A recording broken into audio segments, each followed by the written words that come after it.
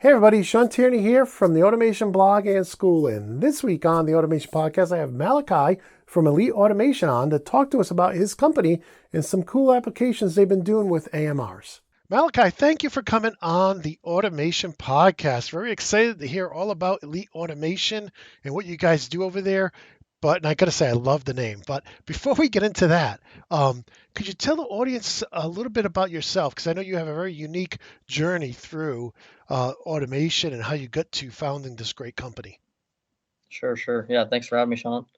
Appreciate it very much. Yeah, so for myself, I actually have a pretty interesting story. Whenever I got started in this industry, I didn't even really know what direction I was going to go. I literally walked into a community college and was like, "Hey, what do you guys have?" They started listing off the different programs that they had, and they got to automation. I said, "Ooh, what's that one?" And then they said something about robots. I said, "That's the one." Right. So I fairly quickly made that decision as soon as they mentioned something about robots. Um, and then I highly lucked into one of my professors went to college with an individual that ended up being a friend after college, and they started their own system integration company. Oh, nice. Yeah. So they made the introduction for myself to them, which was Midwest Motion, and I pretty immediately, I think it was my first semester of college, started working with them while going to school full time. Um, and I stuck it out at that company for about 8 years. Um, Majority of my career there, I was a controls engineer. I'd say for like maybe the first like 6 years, and then I transitioned a little bit more into like the project management side of things, while still continuing to do like controls engineering, both on PLC, robot, HMI, vision systems, things like that. Um, like I said, got more deeply involved with project management, and then started my last couple years with them. Started to get more involved in the pre-sales, more of the business related items, a little bit more of the decision making on what direction we're going to go with the company, helping them with starting new initiatives and whatnot. Um, and I think it was roughly 2 years before I quit there, I decided that, uh, you know what, I'm going to give all that I got. I'm going to stop everything that I'm doing on the side. Because at the time I was doing a lot with like passive income, and I actually had a fitness YouTube channel that grew to like 1,000 something subscribers. Nice. Yeah, we had like 10,000 followers on Instagram. Uh, and I literally just shut it all off one day. I said, you know what, we're going to shut all this down and we're going to go 110% into automation and see where I could take this company that I'm currently with. And so I'd always kind of been had the mentality that, I'd work with the company for, 20, 30, 40 years, my entirety of my life, and just, grow my career internally within a company. And then I took that year, and I kind of realized over the course of that year, like the company was never going to get to what I had envisioned for a company. Um, and really was never going to provide the opportunity that I had seen. And really the big thing is like the company culture, right? I wanted a certain type of company culture. And also is why I named Elite Automation Elite Automation. It's just because I want us to be the best, right? I want us to be the best place to work for. I want us to have the best engineers. I just want the overall experience whenever somebody's involved with Elite Automation, that they get to have an experience like that. And so for my last year with that company, I basically knew the entire time it was just a matter of time before I had kind of branched off and did my own thing. I said, let's just take this time to observe, educate myself some more, and that's what I did. I stuck it out with them for one more year. I gave them a project notice on the last project I was working with them, and started Elite. I think company culture is so important. And I think that's why Americans change jobs so often. I mean, you get in, everything's brand new, and then after 3 to 5 years, you feel like you're stuck. And so it's funny, but that's how life is here in America. I mean, people change jobs on, on average 3 to 5 years. Not to say like my last job was 11 years, and I loved the company I worked with, absolutely loved it. I just hated driving. I spent more time driving than I did working, and I didn't go to college to become a truck driver or a cabbie. I wanted to program and teach people how to program. So it's um it's totally understandable, and that's one of the things that drew me to the name Elite Automation. I'm like, yes, these guys are using. They're saying right up front, we want to be really, really good. Not just okay automation. It's elite automation. So, can you tell us a little bit about what your company focuses on today? What kind of services and products you offer? Sure. So our core business model is capital projects, and majority of our capital projects involve some type of robotic arm within them. Um, we do some specialty machines, but majority of it has a robotic arm. And then we're covering applications from various different industries, anything from uh, food processing, packaging, to palletizing, to robotic welding.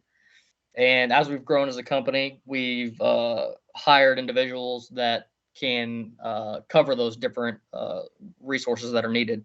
So, like for example, myself, I have a very strong background in material handling, vision systems, dispense applications, a lot more of the material handling, palletizing type of applications. Uh, and so whenever we brought on more individuals into our company, one of the focuses was to bring on individuals to handle things that I could not. And so that was the things that we did initially. We brought in some robotic weld engineers that both handled the robotic programming, and then as well as the fixture design and manufacturing. So we've built that team side of our team out. It's actually probably one of our more successful sides of our team. And then we brought on more individuals for the material handling side as well, and a lot in like packaging and a little bit more of like the special systems. And then as far as services go, we are offering kind of uh, just about any service that goes into a robotic capital project. We offer that as a service. Excellent. I know material handling is huge, especially in the PLC world, in the motion control world, and robotics. A lot of OEMs will make machines that, punch out the products, whether it's injection molding or stamping or whatever. But then that product has to get from cell one to cell two or process one to process two. And that's where material handling comes in, especially packaging products. Packaging and palletizing is such huge, and those are usually the most interesting things you see at the you see at the trade shows is the packagers where you get all these little robot arms picking up different products and trying to pack them in a box. So, Yeah. what kind of vendors do you work with? I'm sure you work with them all, but what are some of the prime vendors you work with on the automation on that side of business? Yeah, so we work with a lot of your major vendors. We probably do 40% of our work is Fanuc and Allen Bradley, Okay. Yep. um, which I think is fairly common for the U.S. side. Yeah. Um, and then we also have engineers who are capable of handling the Kukas, the Oskawas, ABB, a little bit some of the other brands, also like Omron, Mitsubishi PLCs, Siemens PLCs. Hmm. Um, we have a very broad skill set in the different platforms, vision systems, primarily Keyence, Cognex, a little bit of LMI. Um, use like Banner quite a bit, especially for like we really like their safety controller. That's kind of one of our Oh yeah. go-to items. Yeah, we just had them on recently. Nice, nice. Yeah, I've been that Banner safety controller. I've been using it for I don't know, like 5 years now. It's kind of the go-to solution if we don't have an Allen Bradley Guardmaster PLC Yep. or Guard Logic PLC, then uh, that's kind of what we default to. They really have a great line. Just, I think And it should have aired by the time this podcast airs, but we had them on for just their pilot lights. So we had them on for Snap Single previously. Snap Single's very cool, but then we had them on just to cover their indicators. They have just so many cool things just in the indicator line. It was just Yeah. amazing, amazing company. Mhm. We've had a lot of amazing companies on, but um, yeah, their safety PLC just looks. I should have them back on to talk about that because it looks really interesting.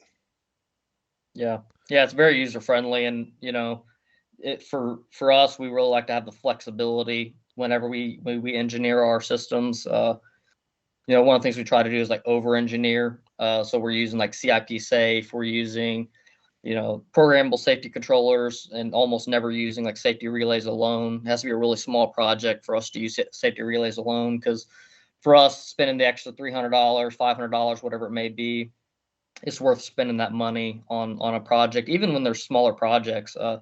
These are long-term investments companies are making, and I think it makes sense for the longevity of the piece of equipment. Now, in addition to like the robotic arms, pick and pack and all that, I'm assuming you're doing conveyor controls and you got VFDs on these things as well. Yep, yep, absolutely. And some systems may be like servo only systems, so maybe they don't have a Oh, all right. robotic arm. Yep. Yeah, Yeah, definitely. Servos can be used. I've just they're used all the time in material handling. Precisely placed products in a certain spot. right. Yeah. Yeah, absolutely. So what do you guys so as you guys are looking at 2022, what are some of the big things you're looking to? I mean, some of the new products you're excited about that you guys are using, or maybe some of the new applications you're getting into that you didn't do Sure, before. sure. Let me go over to this one first, because this is kind of Sure. one of the key things that we're pushing right now, which is AMR Technologies. I'm sure a lot of people have heard of AMRs, but I'll just take you to. So here's a few of the different AMRs that are out on the market. Hmm. AMRs to us have been such a huge value to the industry and to our customers, because it was a technology that was not really readily available a few years ago. And even a product like Mir, which is one of the most common AMRs that we utilize, just their software upgrades alone have made them things much more reliable, much more robust. You don't have near as many like weird buggy things that you had in the beginning. So, you know, over the past few years, that technology has gotten much stronger, and I think it's only going to continue to grow stronger. And it's in a space where your only option at one point in time was AGVs. Um, you're very limited, and those have a lot more infrastructure cost to them to be able to implement them, and a lot more time that it takes to implement an AGV type system. So for those who might be listening and can't see the images, right? How would you the AVG versus the AMR? How would you contrast the two different products? So an AGV is almost always using some type of track strip, which would be it may be a magnetic strip on the ground. It could be a paint strip that the AGV follows. Whereas an AMR is autonomously guided, so it's utilizing sensors like laser scanners, vision systems, lidar systems, and it kind of just depends on what AMR you have, on what technologies they use. Um, but that's the major difference when it comes to an AGV. How I mentioned before, you have to put some type of strip down. Well, Sure. since you're laying some type of strip, you have to pay a contractor to come in and lay the strip down, especially if it's a magnetic strip and you have to saw out concrete. That's a pretty hefty undertaking. Mm. And so when you engineer that thing, you have to engineer it appropriately, and it has to be correct. Whereas with an AMR, you have a lot more leeway. You have the ability to, you know, say, hey, we're going to use this AMR for press 5 and 6, and the next week, if you want to change your mind and say, never mind, we want to use it for 10 and 11, it's literally like a day or two change to migrate the system to another location. Or if you decide that, hey, this AMR is only being utilized for 50% of its capacity, that you transition it to operating 2 separate lines instead of maybe just one line if there's the cycle time to do so. So much easier to change because you don't have to do a physically guided strip in the floor. But probably a little bit Exactly. more expensive because it needs to have lidar or is it primarily lidar and photo eyes that's So laser? yeah, so yeah, so Mir is utilizing laser scanners Okay. and vision. So they're using laser scanners to basically make a map. They have laser scanners on their 2 adjacent corners Hmm. uh, to detect like walls and legs of things, and um, also the encoders in its wheels. So it's using all these different things and combining the Nice. data together to create that map, and then also to localize itself as it travels through the map. So for the audio only audience, you may want to check out the video version of the podcast because Malachi has some great videos that he's playing in the background as we're talking, and it really gives you a sense of how these, the collision avoidance. They have a robot running around a trade show, and people are purposely stepping in the way to stop it from to Mhm. stop it moving. Yeah. And one thing that's cool about this one you can see here on this screen, it's from Evidence, Okay. is the maker of this AMR. But you're actually one thing you're seeing here is it's a follow me feature. So you can press a button and it can follow whatever the subject is. And then also I went from the front to the back of it and it just started driving in reverse, which is a very unique function. So that's another thing because these technologies are new enough. A lot of them have key features that are definitely different. So like with Mir AMR, it has to turn around in order to follow you, and it actually doesn't have the follow me function built into it as of now. I didn't So realize, but that is you standing right there in the video. So yep. a little cameo. So it followed you forward. A lot of drones are putting that technology into them. So if you go for a run, you can have an airborne drone follow you and video your run.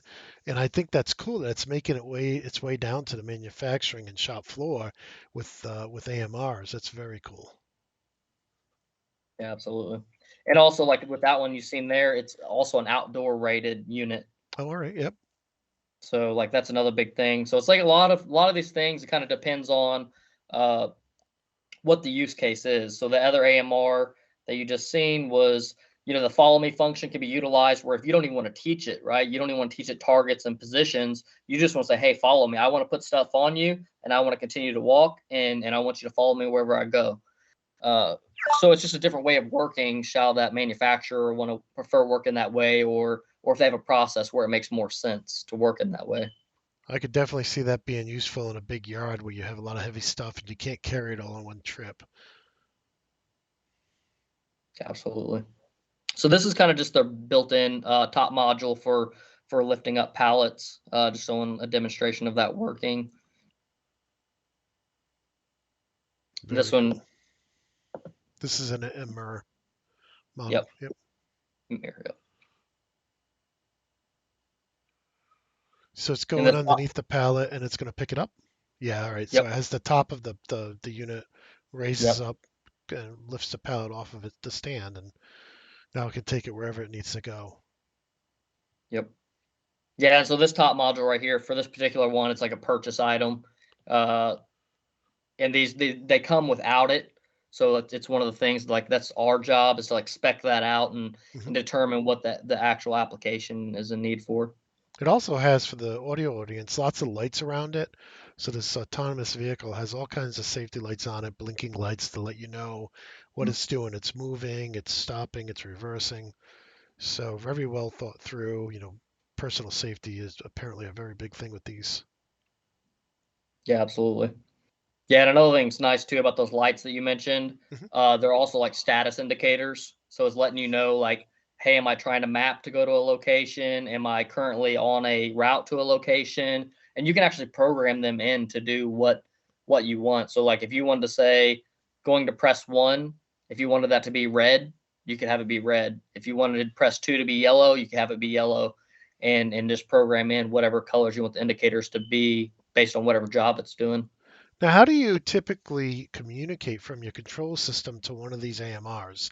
Is there like an open standard for communications? I mean, do they talk Profinet and Ethernet IP, or are you doing something else? So they're definitely different across the different platforms, but Okay. one of the common ways is a REST API. Okay. So that's one of the most common ways. There's devices called a WISE module, which it's a wireless module that takes the signal from the AMR and converts it into a digital signal. Oh, So all just right. discrete signals, gives you four ins and four outs. And they also have Modbus TCP. Oh, all right. Yeah, that's good. I think everybody knows how to Yeah, use that. yeah, right. It's kind of the go-to common platform. Like if you really need to just communicate directly with a PLC, and it's kind of the only way to really communicate with a PLC, other than doing some type of workaround with the REST API. Yeah, I don't know that a lot of PLC programmers, HMI programs, have delved into Rust very much. Yeah, Not that yeah. they couldn't figure it out. I'm sure Hmm. they could, but you hear Modbus TCP and you think, well, most products have that built in, so it might be Hmm. the lowest common denominator for them. Absolutely. Now, I mean, you could probably wouldn't even have to do integration to your PLC though, because this you program this to go from wherever it needs to go, and the PLC would know if it's there, right? You could do just Mhm. contacts. It looks like I don't know on that video. I don't know if it actually touches the machine it's receiving it from, but you could have it Uh, push up against it, right, and close the contact so you know it's ready to unload. yeah, yeah. So like as of right now, like the way this one's communicating is that this one's using a WISE module. Okay. And so whenever the mirror gets into position, it communicates to its WISE module. That's actually communicating directly with a FANUC robot. Okay. There's a FANUC robot at the top side loading. It also the FANUC robot's in control of this black conveyor here. Hmm. And so we basically tell the robot, hey, we're here, and then the robot says, okay, I'm sending it, and then we wait for that send signal to go off, and then we transport and do the same thing here. Now that second white conveyor you see there, Yep. it is controlled solely by the mirror. So the mirror's directly sending its run signal to the VFD, and that's how it's running. Yeah. So digital, you can do a lot with digital. Hey, give me the part, and then, hey, I just dropped the part on your conveyor. Move it along. Yep. Excellent. Yeah, I definitely see we see a lot more of this too as people, as well. People are having such a hard time finding people to fill jobs that this is what happens when they can't find people to actually fill a position. That's when they start utilizing automation more. Um, so yeah, let's go through these quick facts. This is interesting. Yeah, sure. So the biggest one that I point out on this one here, like Mir, they have I think four or five different units now. I think it's five. But the Mir 1350 is one of their newer ones that's hitting the market, and so we definitely like to advertise this one because obviously it's a 1350 kg payload, which is close to 2,700 pounds. Mm, So that opens up a ton of more capabilities. Like that's a big thing with like AMRs, collaborative robots. Like a lot of your limitations are like payloads or like speeds or those type of things. So anytime one of these vendors comes out with a new product that has more payload in it, it opens up our ability as systems integrators to be able to provide uh, that new solution to our customers. yeah, I wonder if the runtime is affected by the payload. I mean, is that runtime of almost 10 hours? Is that based on the medium payload or the max Max payload? payload. Max Oh, payload. well, that gets Yeah. definitely gets you through a shift for sure. Nine Yeah. hours, 9 and 50 minutes. Wow. Hmm. Yeah, and if you look at like the charge rate on this, the charge rate, I mean, it's fairly quick charge rate too. So it's like it's somewhere in the No, yeah, I just specification. saw it. Yeah, 10-minute charging gives you 2 hours and 40 minutes of runtime. That's good. Yeah, yeah, that's just quick 10 minutes. So like if you go on lunch break or something like that, or just your 10-15 minute breaks if for your operators go on break, it can go and just park and be ready to go for another couple hours. Yeah, I mean, you probably could run 24/7 because mandatory breaks, 15 minutes Yeah. every couple hours and a half hour minimum lunch. This thing could be Hmm. charging when the people ain't around working on the machine. So that's awesome. That's important. That's an important fact. Yeah, definitely. It's definitely like kind of like one of the concerns whenever we go to sell one of these items is how do we know that it's going to have enough charge life, uh, to sustain our operation. And that's continuous runtime. If it goes somewhere and stops for a while, I'm assuming it's not using the full Yeah. that it would be if it's driving around. Yeah, So correct. Yeah, and a lot of applications, it's doing a good period of sit time. yeah, which would make Yeah. sense because the product's not always going to be where you want it. Yep. Yeah. Another really cool thing is a lot of them have a dashboard. So Hmm. this is actually an example of Mir's dashboard here, and essentially you can program this thing like an HMI. So Oh, uh, yeah, yeah, really nice. So if you want to have more operator interaction with it, you can have like the operator actually command where this thing goes, um, and so you don't even really have to uh, have another automated system behind it. If you just have somebody that's running back and forth from, you know, the molding area to the finished goods area, back and forth all day, you can command the AMR to say, "Hey, I got parts that are done. Come pick them up." So you basically have uh, the equivalent of somebody you can call on the radio and say, "Hey, come pick up my parts." that yeah, I definitely can see that because not everything is a well-oiled machine. Not everything is automated to the point where you're going to have 10 parts per minute. There are a lot of processes where things happen and the cycle time is not always identical. So and especially if there's a lot of manual intervention into the process. So that's a great feature. Yeah, absolutely. Yeah, and I find different manufacturers want to use these products differently. Hmm. So here's the Modbus protocol, and then the REST API. The one thing that do wish that they would do more of on the vendor side of things is to have more protocols. Like in my mind, Mir being as big of a brand as they are, they should almost support like Profibus and Ethernet IP and some at least your major protocols. Yeah, we're seeing a lot of the vendors who are coming on the podcast support Modbus TCP, Ethernet IP, and Profinet, and some even do EtherCAT. But you're starting to see that one product, whether it's RTA, IFM, Banner, the ClickX, signal conditioners, they all are starting to support those three major protocols because they're all Ethernet, and I think that's a good trend. So it'd be nice to see Mira do that too. Yeah, yeah, absolutely. Yeah, and another big thing is like the mirror is kind of set up to where it's a little bit more uh, IT related.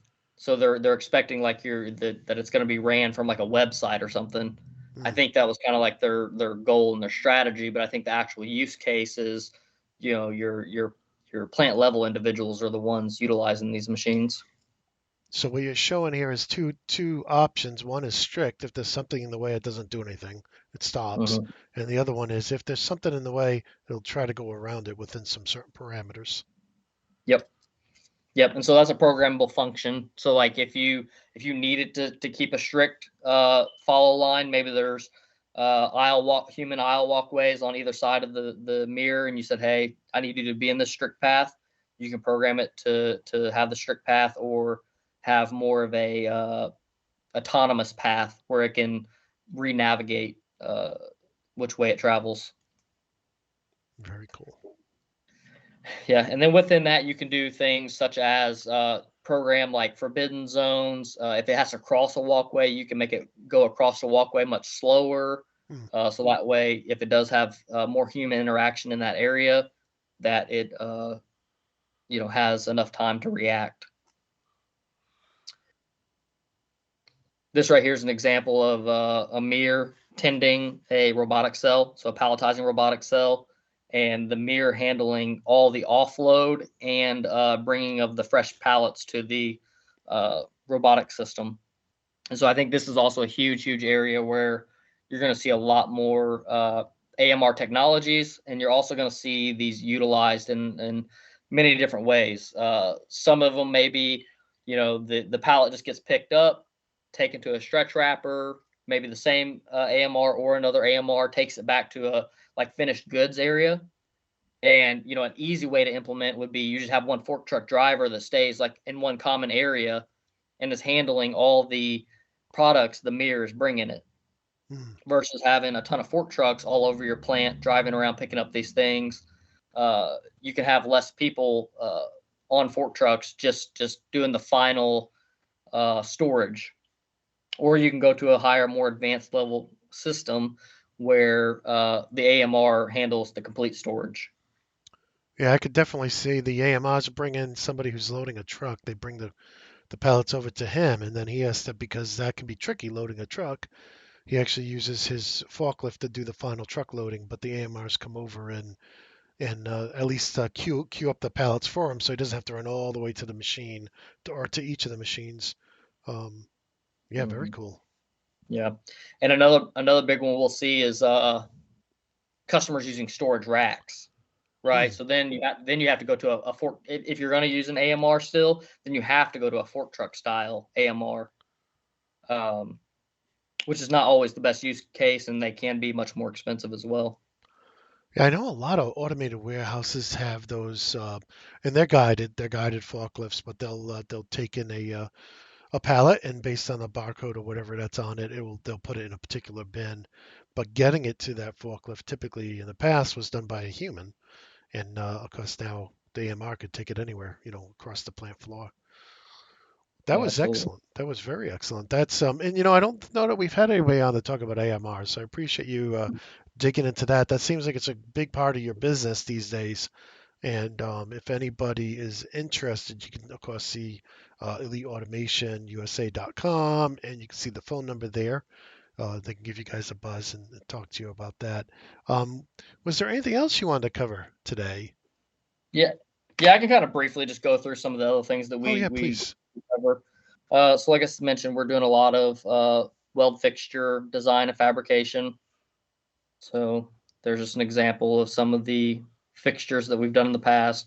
Design of the fixture. This is the leak detection unit. So describe the weld fixture for the audio audience. I mean, it looks pretty straightforward just looking at it here, the drawings. But for those people who are driving the car, when you say you get a lot into welding fixtures, explain what you mean to the audio audience. Yeah, so like a good example would be like, let's say for instance, a automobile seat. Hmm. There's metal structures within that seat, and generally you have a bunch of stamped components, and these stamped components are placed inside of one of these weld fixtures on different features that match the components. So one of our objectives is to design this fixture to fit all the different components, so that way they have a nice nest. And then there's actuators that clamp down on the uh, uh, on the different components to hold them in position while the robotic welding arm welds the component. And then one of our other jobs is to make sure that you know all of our clamps and everything like that are out of the way of the weld, Mm. and that it doesn't cause any interference with the robot head or the robot tool. Now, do these welding fixtures, are they typically loaded manually or automatically? A lot of them are loaded manually, Yeah. and I think that's also I've been noticing that from the different weld customers that we're visiting. Hmm. I think there's a ton of opportunity to take that human weld process, or the human loading process, and making it a robotic loaded process. Yeah, I think, it's a lot of these systems, the parts, like you think about a seat, some of those parts can be kind of awkward, and there's a lot of Yeah. different ones. So, Hmm. you can definitely see where they would have a person there today, but maybe in the future have Hmm. a complicated, no, I shouldn't say complicated, but an advanced robot that can load it all up. Yeah, and some of the things, one of the ideas that we've pitched in the past is to have more centralized units. Like, let's say, for instance, we have a customer and they have 6 lines that produce the same part, and they have 6 lines just for capacity sake. Hmm. You can have an off like a satellite robotic cell that is taking your stamped parts or whatever the raw material is, and all that robotic cell is doing is processing the parts to become nested. So they come in like your bins, and maybe you do some type of bin picking operation, and then you place the components on a nested fixture. That way, you can have like an AMR take it over to whatever system is calling for those parts, saying, these parts are low or empty or whatever. And that other robotic cell just constantly maybe has quite a few tool changers on it to handle the different components. But then your investment can be much lower, because if that one robotic cell is tending 6 different weld cells, your ROI is much quicker on that. Yeah, you can see it preloading all those cells, and then they go to whatever machine is available. Yep. Makes sense. This right here is just a leak detection unit. So manual leak detection using a dunk tank. The fabricated unit. These are casting grippers for a robotic arm. Mm-hmm. And so we're doing the design of all these different features to lock into the component, to lock all its degrees of freedom, and then also doing the manufacturing of those items. Here's a unit with it on its cylinder. So not just the programming of the robot itself, but the tools that grip the parts that it has to pick up. Mm-hmm. Yep. This is a fairly intricate one. So this tooling has to rotate like 360. There's level compensation to pick these to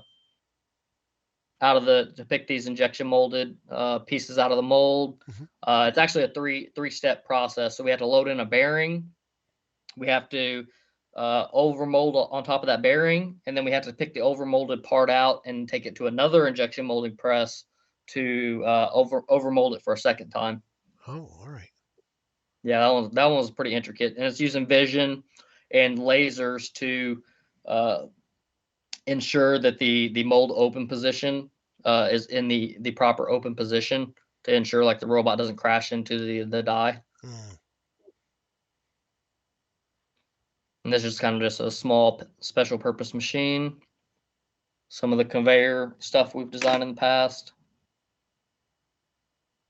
There's some of the outputs of those same conveyors. And then we're even doing stuff like this where it's like a lower cost machine tending operation. So this would have a chute that has, hundreds of these parts loaded into it. Mm-hmm. So an operator can load this and then walk away for 2 hours while this mechanical unit just sits there and loads the CNC machine. I see. Yep. And it's all being done by cylinders and a PLC. I think total project cost of this was like under $30,000. Which just helps the operator multitask, so he doesn't have to sit there for the every 30 seconds and loading a new part. This is eliminating that, so he can load up a tray or a I don't know what you call it, but he can load up all the parts and then go and do something else while this thing processes them all. Yeah, absolutely. And for those places that are CNC machine centers, they might have like 5 machines that are running, and so something like that would make it so that instead of having 5 operators tend the 5 machines, you can have 1 or 2 operators tend the 5 machines. Yeah, I did that for a month once. Fed a machine parts. It's boring. Almost the worst job I ever had. Really. One last one that's kind of important to us as a company, and something that we plan to do extremely well at some point in time, and that's remote services. So like already internally, we're testing these things against our own projects, and some projects where the customers do want us to just add this feature, but it's remote support, basically utilizing many different technologies to be able to get remote access to the systems. So I'll kind of take you just to more of like the hardware side of things. So we're using industrial PCs, various different brands, and the industrial PC gives us the ability to remote into that PC and handle devices that are not on the network. So maybe it's a USB programmable device. So we have a PC that's able to do that. Or also if we have issues with our VPN or something like that, this is a redundancy. So it gives us a second means to be able to log into the machine and potentially do some programming and some troubleshooting for our customers. And then using VPNs, such as the ones you see here from Phoenix Contact, Allen Bradley, Stride Links. All these VPNs are very good units, and they basically give you the ability to program and troubleshoot a system as if you were there and plugged into the network. Yeah, we've had Phoenix on and we've had Allen Bradley on talking about their products. They have very different feature sets, so I definitely recommend the audience compare them because everybody has their strengths, and there's features I like about both. I wish they all had all the same features, but yeah, definitely check them out. And the Siemens one you had on the last page too, they have some great stuff, especially their edge devices. Their new edge devices are definitely worth a look. Yeah, absolutely. Yeah, and another thing too is like how advanced do you want to get? If you're looking for just remote connectivity, like most of these, all these units will give you that that basic remote connectability function. But like as you know, like some companies want to go enterprise level and they want every one of their machines to be mapped out the exact same way and having like the same, security protocols and whatnot. Another thing that we add to these too is we almost always use a hardwired Ethernet connection and a cellular connection. So that way it gives us the ability, another redundancy, right? If we have issues accessing through the wired connection, that we can use the cellular connection on top of it. And then so the next big part about this, with this remote connectivity is that, our projects are stored by date code. And somebody can call into our company and say, I have, project number 2022-08-15. And one of our engineers can pull up the data from that project, and it'll have everything in it from the PLC code, robot code, any remote access credentials that may need to be needed to log in remotely to that machine. All our notes and everything like that are within that same project folder, so that way the engineer can be more up to speed on what the actual application is and what it's going to take to troubleshoot it. Yeah, that's important. I've seen some catastrophes, avoidable catastrophes, when somebody decides they're leaving the company, and then the documentation system in the company was poor, and then they're scrambling, trying to find files, trying to get in touch with the old employee, and they're busy on the new place, and so that's important. It can't be underlooked. Yeah. Huge. That was like actually one of the reasons why I started Elite. It was like there were so many times where like I was looking for files and it'd be like, oh, it's on Billy Joe's computer, and you're like, how's that doing anybody any good? This is a big multi-million-dollar project, and the files are on somebody's computer. Like, so yeah, file management's huge. We all of our file management's done through the cloud. That way we have connectivity everywhere. We try to incorporate the same redundancies that we put on our systems into our own business practices, and making sure that we have access in multiple different ways. Absolutely, so important. Good deal. Good deal.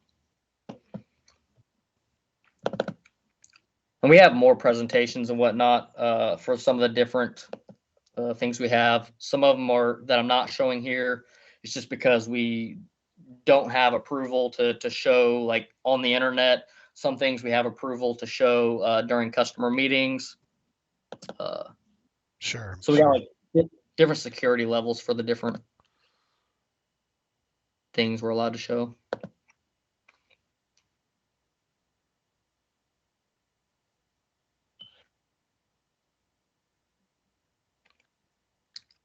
Anybody can reach out and get with us to if they want any particular type of presentation that we may have. We have palletizing, we have machine tending, the mechanical. items, simulations. That's another big part of what we've been doing. We've been doing a lot of hybrid, like remote programming, and along with the on-site programming. Mm-hmm. Yeah, so we definitely have your, eliteautomationusa.com, and the phone number's on the screen. I'm not going to read that out. If you're driving, you wouldn't be able to write it down anyways. But yeah, feel free to reach out to them, and if any of this is of interest to you, if you have an application coming up and you need something like this, if you're listening to the audio only edition, you may want to come back and watch the video edition. Malachi has a lot of really cool videos in these presentations, so I definitely want to encourage you guys to reach out and get in contact. I appreciated it because I haven't really done anything with AMRs, haven't talked to anybody about AMRs, so I appreciate you not only giving us kind of a little bit of your backstory and telling us all about Elite Automation, but also kind of giving us an intro to AMRs as well. I really appreciate that. Yeah, no problem. Thanks. Thank you, Shawn. Let's do it again sometime. Well, I hope you enjoyed that episode. I want to thank Malachi for coming on the show and telling us all about Elite Automation, as well as about some of those AMR products that look really cool. With that said, if you did enjoy this episode, please consider giving us a like and a sub. And if you want to follow me or support me, you can do so over at automation.locals.com. You'll also find all of my PLC HMI and SCADA courses at theautomationschool.com. With that, I want to wish you all a very safe, happy, and healthy week. And until next time, my friends, peace.